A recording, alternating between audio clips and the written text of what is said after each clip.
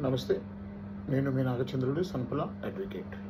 Case file చేస్తే వడ్డీ వస్తుందా?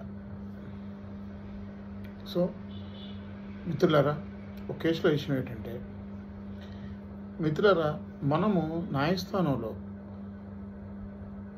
అప్పు వసూలు కోరుతూ కేసు ఫైల్ చేసినప్పుడు వడ్డీ వచ్చే అవకాశం ఉంటుందా?